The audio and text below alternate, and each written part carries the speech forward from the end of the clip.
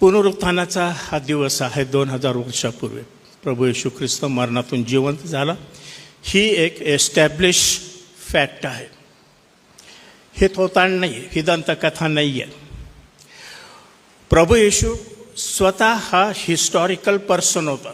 तो ऐतिहासिक व्यक्ती होता. म्हणजे तो खरोखर या धर्तीवर तो आला, राहिला. हे फक्त ख्रिस्तीच लोक नाही, परंतु ख्रिस्तीतर लोक जे आहेत ते सुद्धा ह्या वर विश्वास ठेवतात. It is a fact, it is a historical fact. ऐतिहासिक ती सत्य घटना आहे. प्रभू येशू देहामध्ये ह्या जगामध्ये अवतारित झाला. आणि आपण मागच्या काही संदेशामध्ये आपण पाहिलं की प्रभूने सुरुवातीपासून त्याचं मरण आणि मरणातून जिवंत होणे याबद्दल तो सतत बोलत राहिला. आणि प्रत्येक वेळेला ह्या दोन्ही गोष्टी तो सोबतच बोलला, त्याचं मरण आणि त्याचं पुनरुत्थान. जेव्हा प्रियानो लक्षात ठेवा एक गोष्ट की जेव्हा आपण येशूच्या पुनरुत्थानाबद्दल बोलतो तेव्हा शारीरिक पुनरुत्थानाबद्दल बोलतो हे लक्षात ठेवा. बॉडीली रेझोरेक्शन, मी आत्म्यामध्ये जिवंत होईन मग मी येईन वगैरे, हे नाही. हीच शरीरामध्ये मी जिवंत होईन. तशा रीतीने आत्मिक रीतीने जिवंत होणारे आणि येणारे काही आहेत. पण येशूने तसं सांगितलं नाही.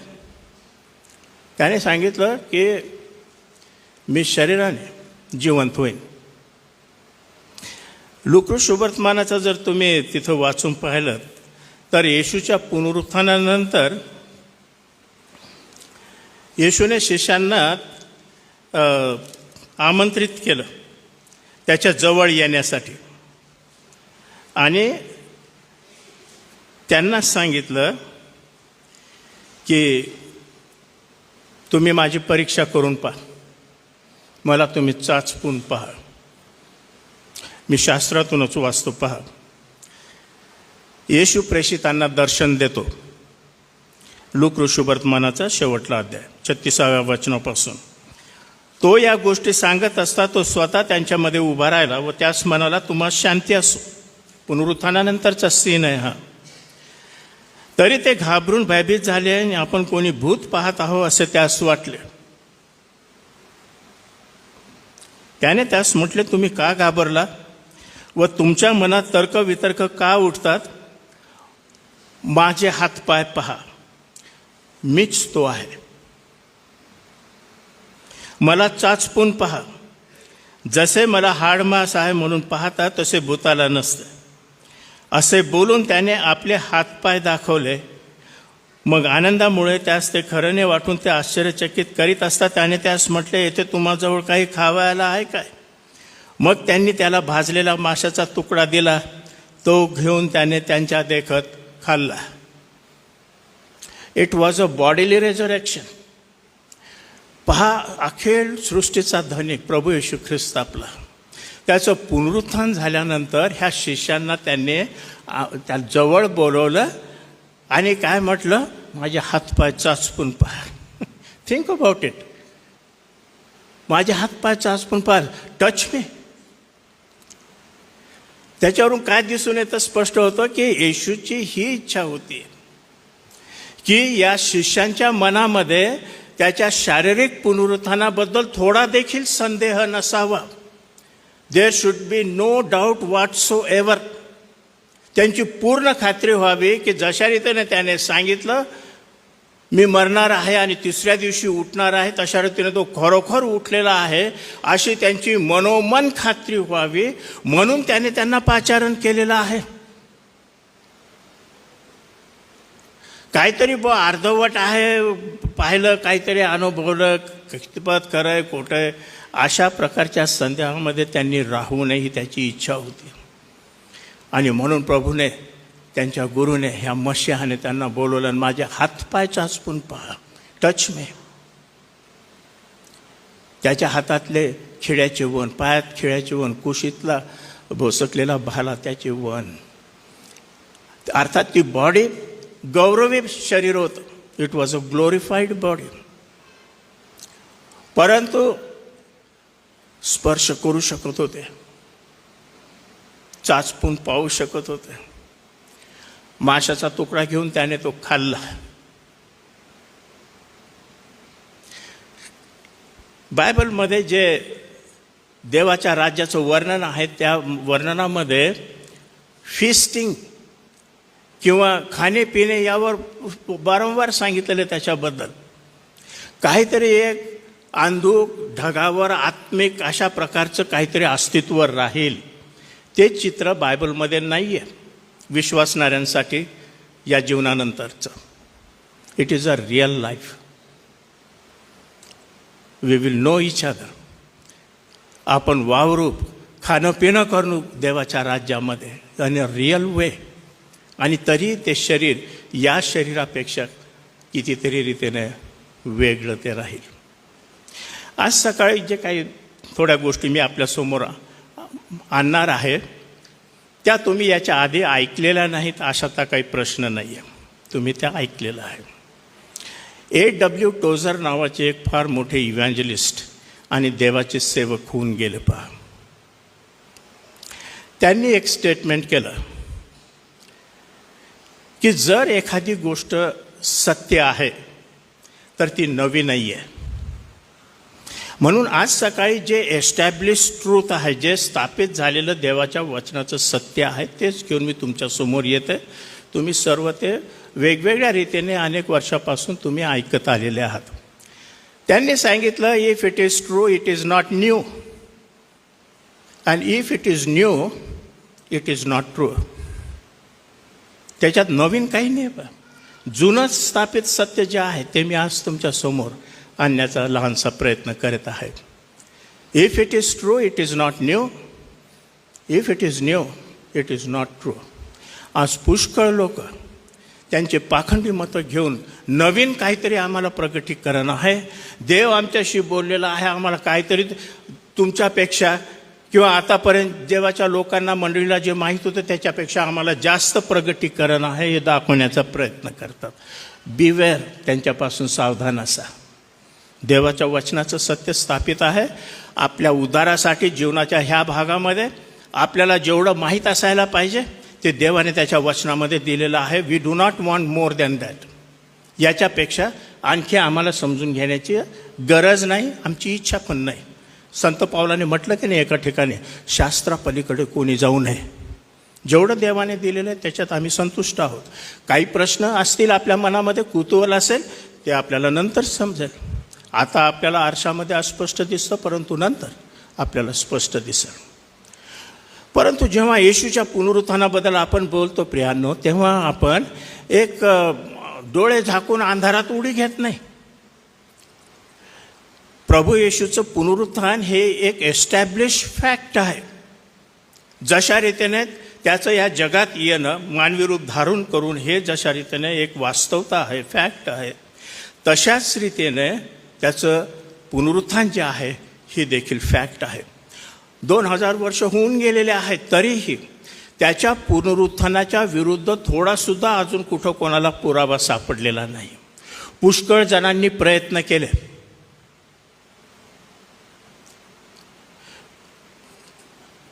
काही वर्षापूर्वीच UK एक अतिशय विद्वान वकील होता, त्याचं नाव मी विसरलो पा. तर त्याने निर्धार केला की मी, फार ब्रिलियंट तो वकील होता, त्याने सांगितलं की मी ह्या ख्रिश्चॅनिटीचा अगदी मुळापासून सखोल अभ्यास करीन आणि हे जे येशूचं थोतांड आहे त्याचं मरण आणि पुनरुत्थान याला मी नेहमीसाठी पूर्णविराम देऊन टाकेन आणि सर्व जगाला समजेल. आणि त्याने तो प्रयत्न सिन्सिअरली केला. त्याने हे जे डॉक्युमेंट्स आहेत, हिस्टॉरिकल डॉक्युमेंट्स ज्याला आपण शुभवर्तमान म्हणतो, त्याचा त्याने बारकाईने अभ्यास केला, वेगवेगळ्या अँगलने अभ्यास केला. ह्या शिष्यांची सायकॉलॉजी, त्यांचं कॅरेक्टर याचा त्याने अभ्यास केला.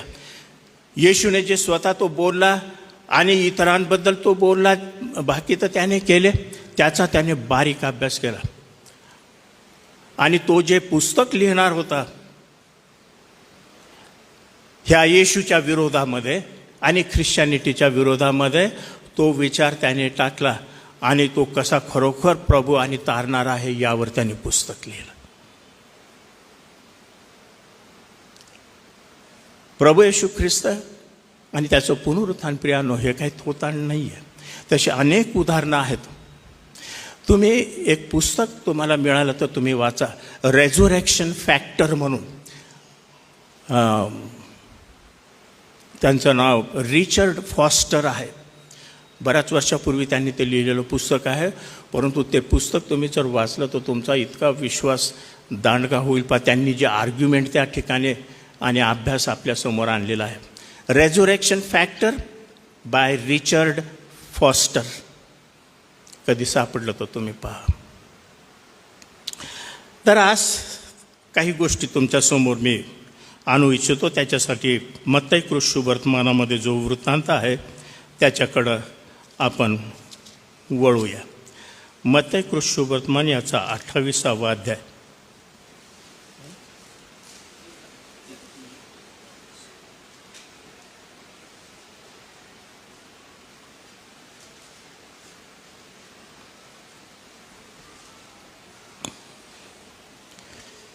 मत्ती शुभवर्तमान याचा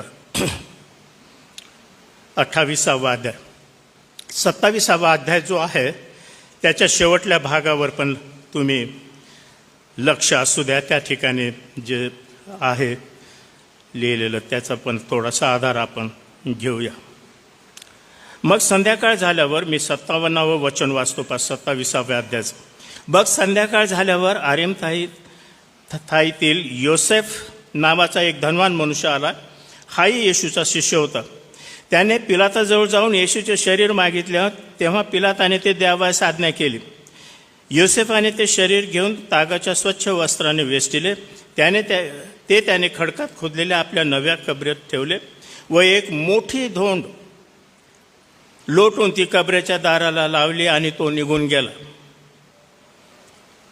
आता जेव्हा हा प्रभूचं शरीर मागायला गेला अरिमथाईकर योसेफ, तेव्हा पिलाताला नवल वाटलं की हा इतक्या लवकर कसा मरण पावला. त्याने याच्यावर विश्वास ठेवला नाही. त्याने त्याच्या सैनिकांना पाठवलं, सांगितलं की हा खरोखर मरण पावलेला आहे याची खात्री करून घ्या.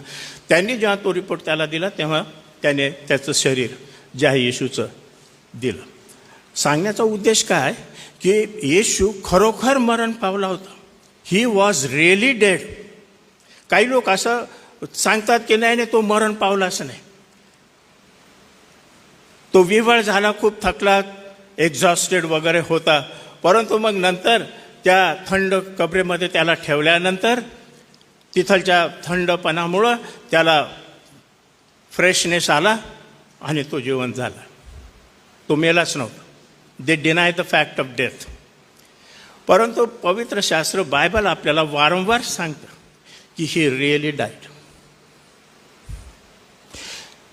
त्याला ते सून थेअरी म्हणतात, म्हणजे तो रिवाईव्ह झाला काही वेळाने.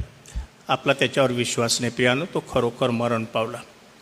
कल्पना करा एक क्षणभर, जर तो मरण पावला नाही तर किती मोठा, म्हणजे आपल्या विश्वासावर तो घात आहे. तो मरण पावला म्हणजे त्याने आमचे पाप त्याच्यावर स्वतःवर घेतले नाही. त्याच्या मरणाने तो ते सर्व त्याने सहायलं की नाही, आपल्यावर त्याने घेतलं.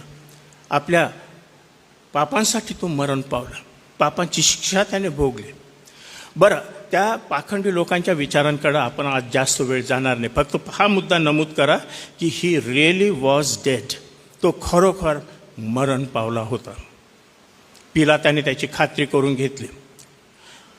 जे यहुदी पुढारी होते त्यांनी काही असं आधांतरी काही सोडलेलं नाही.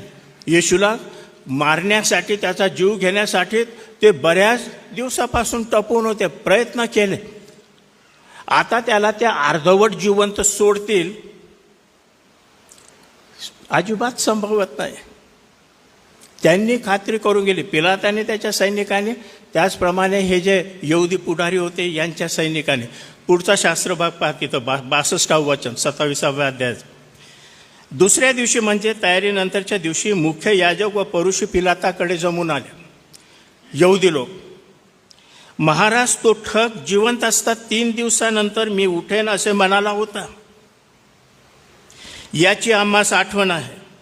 म्हणून 3ऱ्या दिवसापर्यंत कबरेचा बंदोबस्त करावयास सांगावे, नाहीतर कदाचित त्याचे शिष्य रात्री येऊन त्याला चोरून नेतील व तो मेलेल्यातून उठला आहे असे लोकांस सांगतील.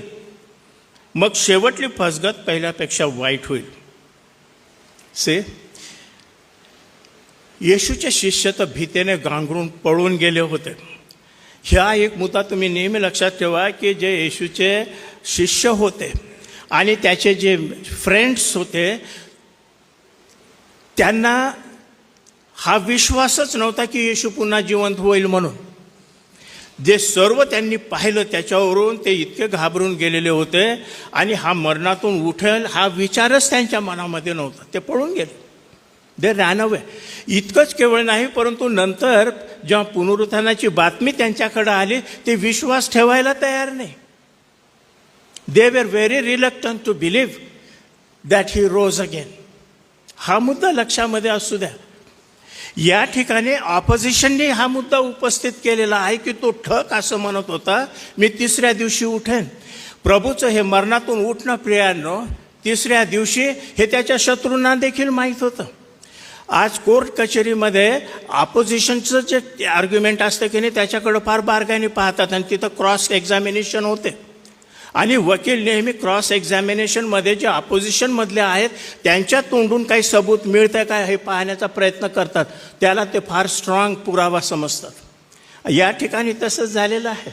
येशू ते मरणामधून उठलेला आहे 3ऱ्या दिवशी त्याने सांगितलेलं आहे तसं हे येशूचे शिष्य नाही सांगत. जे विरोधक आहेत, ज्यांनी त्याला क्रूसखांबावर खिळून मारलेलं आहे ते सांगत आहेत पिलाताला की हा असं म्हटलं होतं.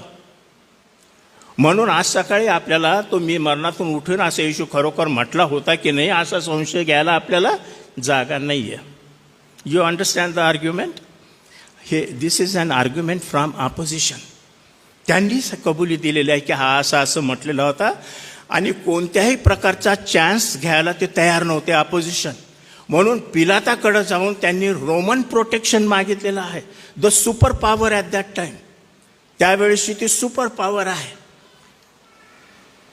म्हणून त्यांनी त्याच्याकडे गेले आणि सांगितलं की आम्हाला असा हा म्हणाला होता.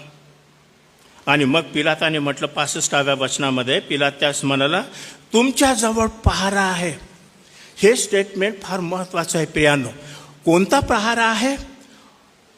रोमी लोकांचा पहारा आहे. आता हे जे रोमी सैनिक होते हे अत्यंत कसलेले जवळजवळ 5 ते 6 वर्षाचं अतिशय इंटेन्सिव्ह ट्रेनिंग घेऊन तयार झालेले हे शिपाई आहेत विशेष कामगिरीसाठी.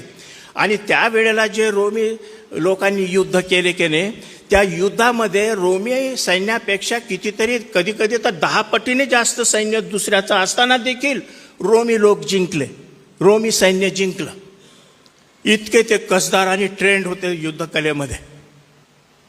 तर जेव्हा पिलाताने पहारा दिला तेव्हा हे असे सैनिक जे आहेत त्यांचा पहारा दिलेला आहे.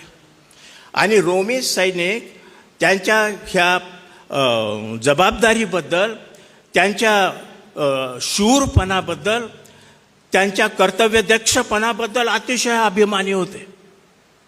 त्यांना दिलेली कोणतीही जबाबदारी इतक्या चोख रीतीने ते बजावित असत की त्याच्यामध्ये थोडा देखील कुठं थोडीशी कसूर ते होऊ देत नव्हते. आणि रोमी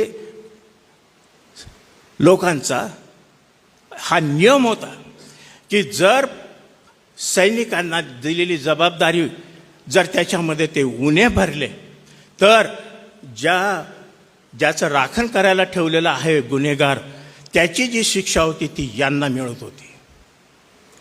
त्याच्यामुळं तर हे रोमी सैनिक अधिकच दक्ष होते स्वतःच्या जीवासाठी पण. आणि पहारा मग पिलाताने दिला तर तो प्रियानो हा पहारा आहे. ते जवळजवळ 16 ते 20 अशा रीतीने दणकट भयंकर जे निपुण सैनिक आहेत यांचा पहारा येशूच्या कबरेभोवती होता. इतकंच केवळ नाही, परंतु ह्या यहुद्यांनी आणि रोमी सैनिकांनी तिथं रोमी गव्हर्नमेंटचं सील मारलं त्या कबरेवर.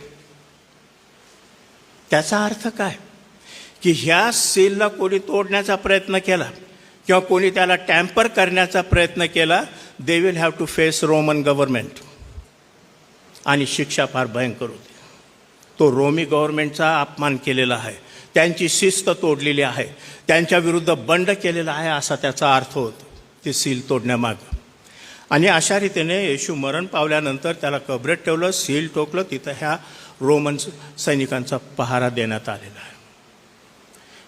ते असं सांगतात की एक सैनिक जवळपास 10 लोकांना पुरून उरत होता, तशी त्याला ट्रेनिंग देण्यात आलेली होती.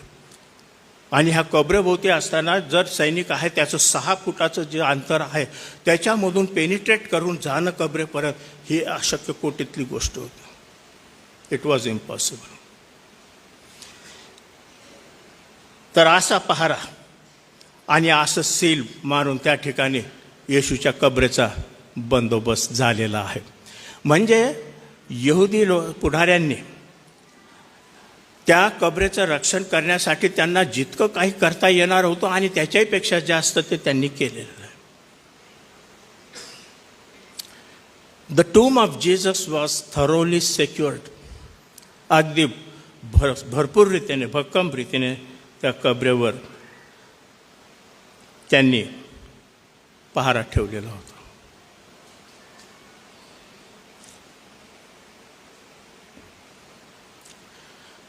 प्रभू येशू ख्रिस्ताचं पुनरुत्थान हे जे आहे की नाही प्रियानो, हे ख्रिस्ती महामंडळीचा एक फार भयंकर अशा प्रकारचा आधारस्तंभ आहे. संपूर्ण सुवार्ता जी आहे ही सुवार्ता प्रभू येशूचं मरण आणि पुनरुत्थान ह्या 2 स्तंभावर आधारित आहे. ह्या दोन्हीमधला एक तुम्ही पाडून टाका, ते सर्व स्ट्रक्चर जे आहे ते कोलमडून पडतं. येशूने वधस्तंभावर असताना काय म्हटलं? 6वं वाक्य, इट इज फिनिश्ड, पूर्ण झाले आहे. म्हणजे आपण त्याच्याबद्दल पाहिलं, मी रिपीट करणार नाही, की मनुष्याच्या उद्धारासाठी जे सर्व प्रभूला करायचं होतं, येशूला करायचं होतं, ते सर्व त्याने कॅल्वरीच्या क्रूसखांबावर पूर्ण केलं. क्रूसखांबावरच असताना अशा रीतीची आरोळी मारून ते सांगणं, हे तुमच्यासाठी आणि सर्व ख्रिस्ती मंडळीच्या इतिहासामध्ये सर्वांसाठी एक फार मोठी समाधानाची, उत्तेजक अशा प्रकारची बाब आहे की while he was still on the cross, he was able to testify that the work he had come to do was finished, was totally done, nothing lacking in that. त्याच्या करण्यामध्ये काहीही कसूर राहिलेला नाही. आणि फार मोठ्या समाधानाने मग आणि शांतीने त्याने आपला आत्मा पित्याच्या हाती सोपून दिलेला आहे. पापामुळं सेपरेशन झालं, विभक्तपणा आला पित्यामध्ये आणि पुत्रामध्ये, परंतु आता तो सॅक्रिफाईस जो आहे, यज्ञ आहे, तो पूर्ण झाल्यानंतर father and son are united again. देवाची स्तुती असो, हा आपला विश्वास आहे. आणि पुनरुत्थान त्याच्या पुत्राचं करून पित्याने जसू काय येशूचं जे 6वं वाक्य आहे, इट इज फिनिश, त्याला त्याने आमेन म्हटलेलं आहे पुनरुत्थानामध्ये. प्रभू येशू ख्रिस्त स्वतः देव असल्या कारणाने त्याने स्टेटमेंट केले विधान, मला माझा जीव देण्याचा आणि तो पुन्हा वापस घेण्याचा अधिकार आहे. आणि पित्याने पुत्राला जिवंत केलं हे पण आहे. या ठिकाणी ट्रिनिटी समजून घेणं फार महत्त्वाचं आहे. डॉक्ट्रिन ऑफ ट्रिनिटी, पिता, पुत्र आणि पवित्र आत्मा, they are one, they are not divisible. इथं पुत्र आहे, इथं पिता आहे, मग कुठंतरी पवित्र आत्मा आहे, तसं नाही आहे प्रियानो. एकच व्यक्ती, एकच देव, तो गाभ्याशी एकच आहे, परंतु 3 वेगवेगळ्या व्यक्ती आहेत ह्या गॉड हेडमध्ये, पिता, पुत्र आणि पवित्र आत्मा. म्हणून तिथं कॉन्ट्रडिक्शन नाही आहे, तिथं काहीतरी ताळमेळ लागत नाही, अशातली गोष्ट नाही. जेव्हा येशू म्हणतो की मला माझा जीव घेण्याचा अधिकार आहे, आणि मग आपण दुसऱ्या ठिकाणी वाचतो की पित्याने त्याला जिवंत केलं, both are true, there is no controversy. त्या ठिकाणी काही विरोधाभास नाही आहे. तर हा पुनरुत्थानाचा हा जो पवित्र सिद्धांत आहे, हा सिद्धांत याने मंडळीला आतापर्यंत चालवत आणलेला आहे. याच्याशिवाय ही मंडळी अस्तित्वात राहिली नसती, ती अस्तित्वात आलीच नसती. कारण पुनरुत्थानाचा संदेश स्वीकारण्यासाठी हे शिष्य फार म्हणजे काकू करत होते, विश्वास ठेवायला तयार नव्हते. परंतु शेवटी त्यांचा विश्वास झाला. आणि जेव्हा विश्वास झाला तेव्हा ते स्वतः इतके रेव्होल्युशनरी बनले, क्रांतिकारक बनले, की ज्या लोकांनी आणि ज्या शहरामध्ये प्रभू येशूला खिळून मारलं होतं त्या शहरामध्ये जाऊन त्यांनी येशूची सुवार्ता सांगितली.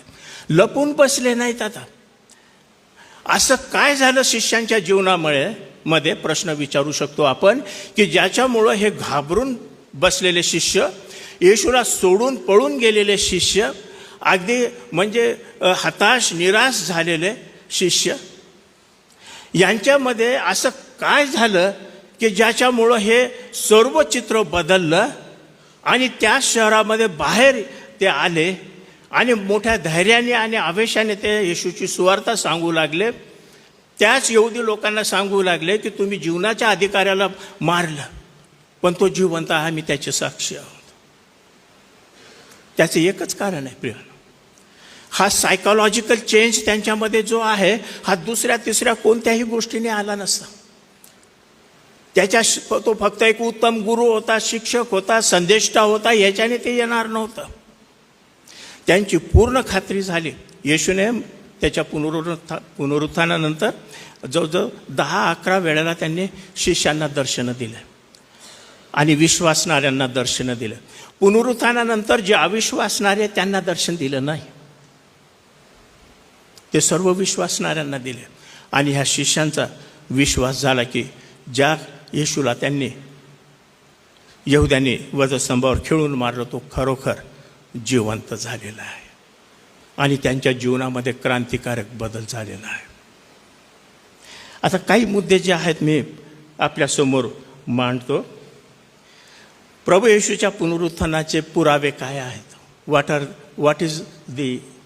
are the evidences of Christ's resurrection? सर्व आपण पहिले पाहिलेलंच आहे, मी त्याच्यावर वेळ घेणार नाही, की तो खरोखर मरण पावला होता. He was really and truly dead, शुभवर्तमानामध्ये सांगितलेलं आहे. मग मरण पावल्यानंतर त्याचं बरियल, त्याला पुरण्यात आलं. शिष्यांनी त्याला नेऊन कुठंतरी एका गुप्त ठिकाणी पुरला असं नाही आहे. तर हा आर्यमथायकर योसेफ जो आहे तो आला आणि त्याने त्याच्या नवीन कबरेमध्ये त्याला ठेवलेलं होतं. ही जागा येशूचे जे शत्रू होते आणि मित्र होते त्या दोघांनाही माहीत होते. That place was known to all. काही गुप्त ठिकाणी नेऊन असं त्याला ठेवलं आणि मग नंतर तिसऱ्या दिवशी बोबाटा केला, तो जिवंत झालेला आहे, अशातला प्रकार नाही आहे. जे सर्व त्यावेळेला लोक होते ज्यांनी क्रुसिफिक्शन येशूला क्रुसावर दिलेलं पाहिलं, त्या कोणीही येशूला पुन्हा जिवंत पाहण्यासाठी त्यांच्या मनाची तयारी नव्हती, किंवा तो जिवंत आपल्याला दिसेल अशा प्रकारचा विश्वास किंवा आशा त्यांच्यामध्ये नव्हती. आलं का लक्षामध्ये? They did not expect him to rise, they did not expect him to see a life. तो पूर्ण अशा रीतीने जिवंत दिसेल अशी त्यांची असा त्यांचा मुळीच विश्वास नव्हता, त्यांची धारणी नव्हती. चौथा मुद्दा, येशूच्या पुनरुत्थानाची जी बातमी आहे, पहिली बातमी, ती शिष्यांनी नाही आणली, त्याच्या मित्रांनी नाही आणली, त्याच्या शत्रूंनी आणली. आपण शास्त्रामध्ये या ठिकाणी वाचलेलं आहे की जेव्हा पिलाताने पहारा दिला तेव्हा सील लागलं, पहारा लागला. परंतु येशूचं पुनरुत्थान सर्वप्रथम पाहणारे कोण होते? हे रोमी शिपाई होते. ते भयभीत झाले आणि ते कुठं गेले? पिलाताकडे गेले नाही. पिलाताकडे गेले असते तर मग त्यांचं खतमा झाला असता हे त्यांना माहीत आहे. कारण तुमच्या ड्युटीमध्ये, तुमच्या कर्तव्यामध्ये तुम्ही उणे भरलेले आहात असा त्याचा अर्थ पिलाताने काढला असता. म्हणून ते कोणाकडे पळाले? हे जे यहुदी पुढारी होते त्यांच्याकडे. आणि त्यांना जाऊन सांगितलं की अशा रीतीने झालेलं आहे त्या ठिकाणी. ते इतके गांगरून गेले की कोणता युक्तिवाद करावा आणि सांगावा म्हणजे लोकांना पटल हे पण ते समजू शकले नाही. नव्हतंच त्या ठिकाणी तसं काही. मग त्यांना सांगितलं की त्याचे शिष्य रात्री आले आणि त्याने त्याचं शरीर चोरून नेलं असं तुम्ही सांगा. त्यांना पुष्कळ पैसे दिले असं शब्द आहे. त्याची अटक झाल्यावरच ते पळून गेले. त्याच्या क्रूसखांबावर खिळल्या जाण्याच्या वेळेस ते तिथं नव्हते, एक दोघं सोडून. तर काय तो मेल्यानंतर त्याचं शरीर चोरून घ्यायला ह्या पहाऱ्यातून ती येते तोडून? अशक्य कोटीतली गोष्ट आहे प्रियांनो. ते आले नाहीत.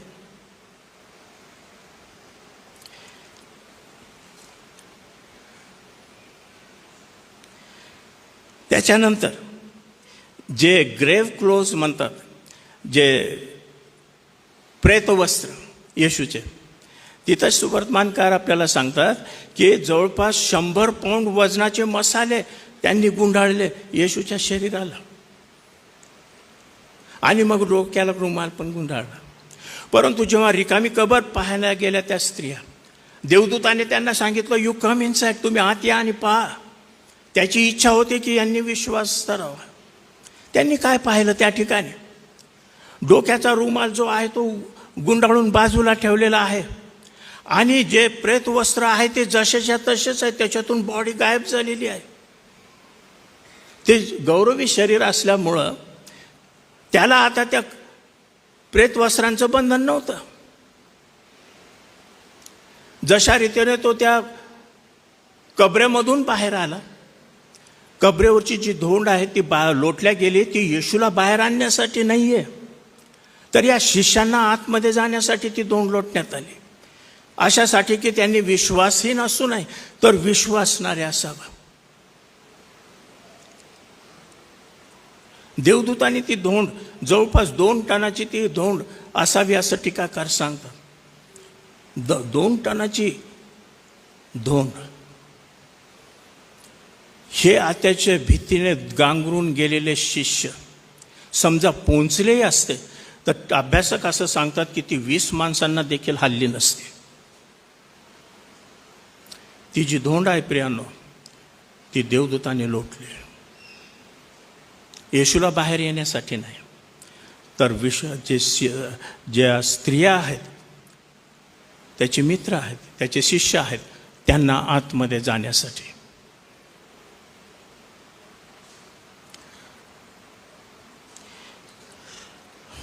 दहा वेगवेगळ्या वेळेला येशूने शिष्यांना दर्शन दिलं.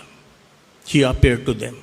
कारण त्याची इच्छा होती की यांची पूर्ण मनोमन खात्री व्हावी. त्याचे सर्व रेफरन्सेस आहेत तुम्ही शुभवर्तमानामध्ये, 4ही शुभवर्तमानामध्ये त्यांनी त्यांच्या शुभवर्तमानाचा कळस येशूचं मरण आणि पुनरुत्थानामध्ये केलेला आहे. तुम्ही त्या ठिकाणी ते वाचू शकता. तर अशा रीतीने फक्त येशू हा खरोखर मरणातून शारीरिक रीतीने जिवंत झालेला आहे याची त्यांना खात्री झाल्यावरच ही आमूलाग्र क्रांती त्यांच्या जीवनामध्ये आलेली आहे हे आपल्याला दिसून येतं. त्याच्याशिवाय ती कधीही आली नसती. आणि अशा रीतीने त्यांचं जे अति डीपेस्ट ग्लूम म्हणतो ते अतिशय निराश आणि हताश झालेल्या स्थितीतून ते बाहेर आले आणि त्यांनी सेलिब्रेट करायला सुरुवात केली. त्यांना माहीत होतं आणि त्यांना आता अर्थबोध होत आहे की त्यांनी जे सर्व आधी सांगितलेलं होतं ते खरोखर घडलेलं आहे. They are coming to faith now in the resurrection of Jesus Christ. येशूच्या पुनरुत्थानावर आता त्यांचा विश्वास बसत आहे. आता हे जे प्रेषित होते अपॉस्टल्स आणि हे अपॉस्टॉलिक प्रीचिंग जे आहे त्यांनी जो संदेश दिला येशूच्या पुनरुत्थानाचा, तो जिवंत आहे हे सांगण्याचा, त्यांनी जे चमत्कार केले ते त्या येशूच्या नावामध्ये केले. मेलेल्या व्यक्तीच्या नावामध्ये नाही होत चमत्कार प्रियांनो. जो जिवंत आहे, जीवनाचा अधिकारी जो आहे, ज्याने सांगितलं होतं की मी माझा प्राण देईन आणि पुन्हा वापस घेईन, तो खरोखर जिवंत झाल्यामुळं त्याच्या सामर्थ्याने, त्याच्या अधिकाराने, त्याच्या नावामध्ये जे चमत्कार घडत आहे ते प्रेषितांनी सांगितलं. यहुदी लोकांना फार वाईट वाटलं. त्यांनी त्याला बोलवलं, सनहद्रीन सभेसमोर बोलवलं, त्यांना धमक्या दिल्या.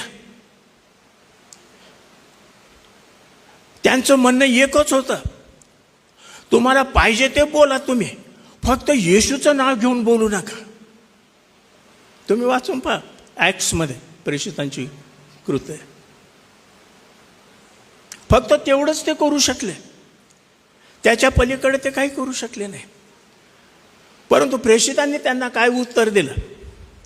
आम्ही देवाला भ्यावं की तुम्हाला भ्यावं, तुमचं ऐकावं की देवाचं ऐकावं हे तुम्हीच ठरवा. दे did not stop preaching Christ, कारण त्यांची पूर्ण खात्री झालेली होती की प्रभू येशू ख्रिस्त हा जिवंत झालेला आहे. He is not dead.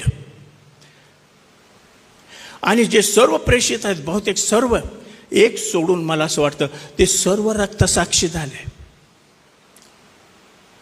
ह्या प्रेषितांना येशू ख्रिस्त माहीत होतं तो जिवंत झालेला नाही. They knew it was a lie. ते खोटी बातमी आहे, खोटं सिद्धांत तो आहे हे माहीत असून ते रक्तसाक्षी झाले येशूच्या नावासाठी. हे अजिबात संभवत नाही. It is impossible.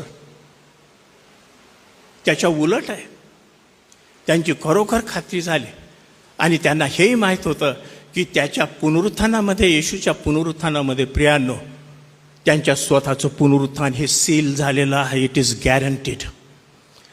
तुम्ही पहिले कोरिंथ्याचा 15वा अध्याय वाचून पहा. त्या ठिकाणी संत पावलाचे आर्ग्युमेंट्स काय आहेत, देव तुम्हाला फार आशीर्वाद देईल त्याच्यामधून. आज आपण 2000 वर्षानंतर येशूचं पुनरुत्थान साजरं करतो. प्रियांनो, फक्त येशूचंच पुनरुत्थान नाही, तिथं एस्टॅब्लिश फॅक्ट आहे. त्या वास्तवतेवर, त्या फॅक्टवर मंडळी स्थिरावलेली आहे. 2000 वर्षापर्यंत त्याने आगेकूच केलेली आहे येशूचं मरण आणि पुनरुत्थान. परंतु त्याच्यामध्ये आणखी एक तितकीच महत्त्वाची गोष्ट आहे. कोणती गोष्ट? की येशूच्या पुनरुत्थानामध्ये तुमच्या आणि माझ्या पुनरुत्थानाची गॅरंटी आहे. म्हणून आज सकाळी आपण 2000 वर्षापूर्वी घडलेली जी घटना आहे ती साजरी तर करतच आहोत. तो आपल्या विश्वासाचा केंद्रबिंदू आहे. परंतु त्यासोबतच आपल्याला ज्या त्या पुनरुत्थानामध्ये जी भावी आशा आहे, कॉन्क्रीट होप, ती देखील आपण साजरी करत आहोत. जर आपण खरोखर प्रभू येशूमध्ये आहोत. संत पावलाने तेसलोनिकेकरास पत्र पहिला त्या 4थ्या अध्यायामध्ये त्याने तेच सांगितलेलं आहे मृतांच्या स्थितीबद्दल. जर येशूमध्ये आपण मरण पावलेलो आहोत ख्रिस्तामध्ये, तर निश्चित जशा रीतीने तो मरणामधून विजय झाला तशाच रीतीने विश्वासणारे देखील मरणामधून जिवंत होतील. Hallelujah, glory to God. हे देवाचं सत्यवचन आहे. पहा, दिस इज द गॉस्पल. फक्त हिस्ट्री साजऱ्या करण्यासाठी आपण ह्या ठिकाणी आलेलो नाही, but we are celebrating our own future. प्रभू येशू ख्रिस्ताच्या पुनरुत्थानामध्ये आपलं पुनरुत्थान सामावलेलं आहे. प्रियांनो,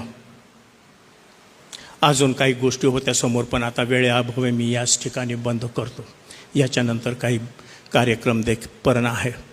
परंतु हा सांगण्याचा उद्देश हाच आहे की या ठिकाणी ह्या पुनरुत्थानाच्या दिवशी आपण पुन्हा एक वार हे जे स्थापित सत्य आहे ते सत्य आपण आपल्या हृदयाशी कवटाळून धरू.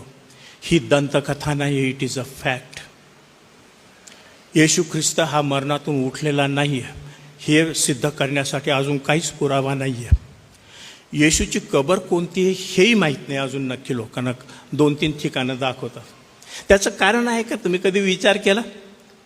त्या कबरेमध्ये जर बॉडी असती तर ती सेक्युअर सजवून ठेवली असती, आपण रंग मारून वगैरे, आणि तिथंच वारंवार गेलो असतो. आणि त्या कबरेमध्ये बॉडीच नाही आहे तर तिला राखून फायदा काय? What is the use? शरीर नाही आहे त्या ठिकाणी. तो एक पुरावा आहे, एम्प्टी टूम, की प्रभू खरोखर मरणामधून उठलेला आहे. हे यरूशलेम शहरामध्ये जेव्हा ह्या पहारेकऱ्यांनी, सैनिकांनी जाऊन सांगितलं ह्या यहुदी लोकांना, पुढाऱ्यांना, की हे असं असं झालेलं आहे, तो कबरेतून निघून गेलेला आहे.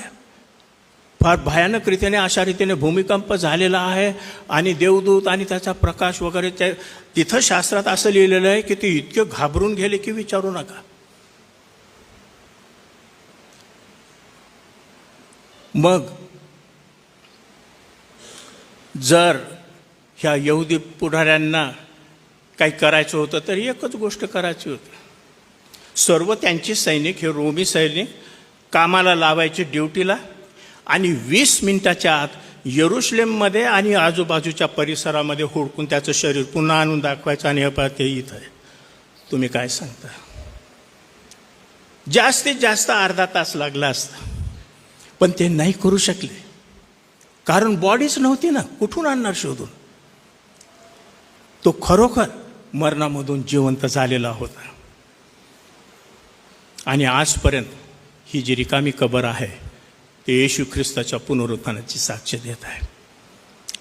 आपण ईस्टरच्या दिवशी एकमेकांना विश करतो, प्रभू उठला आहे, खरोखर तो उठलेला आहे. He is alive, he is living. आज तो माझ्या हृदयामध्ये, तुमच्या हृदयामध्ये तो आहे. तो मंडळीचा मस्तक आहे आणि तो पुन्हा येणार आहे. कसा येणार आहे? आत्म्याने नाही. He is coming in the body. ज्या पुनरुत्थित शरीराने तो वर घेतला गेला, देवदूतांनी काय सांगितलं? अहो गालिलकरांनो, काय पाहता? तो जसा घेतला गेलेला आहे तसाच तो पुन्हा वापस येणार आहे. He is going to come the same way. शरीर घेऊन येणार आहे आणि तो येईल तेव्हा ख्रिस्तामध्ये निजलेले मग जे जिवंत असतील त्यांना ते गौरवी शरीर प्राप्त होणार आहे. पुन्हा ते आत्मा आणि शरीर मेलेल्यांचा एक होणार आहे. By the mighty power of God. That is his promise. Nothing is impossible to God. ज्या देवाने येशू ख्रिस्ताला मरणामधून उठवलं तो तुम्हाला आणि मला त्याच्यासारखंच नवीन गौरवी शरीर देऊन उठवणार आहे प्रियांनो. म्हणून या शेवटल्या पडझडीच्या काळामध्ये, त्याच्या येण्याच्या आधीच्या काळामध्ये पुष्कळ अपॉस्टसी होईल, पुष्कळ लोक पतन पावतील, विश्वासापासून बघतील. I am challenging you. आज मी तुम्हाला आव्हान करतो, जे सर्व या ठिकाणी आहेत, be strong in the faith. ह्या पुनरुत्थित ख्रिस्ताच्या अनुसायी आपण आहोत हे विसरू नका. May God bless you. Thank you.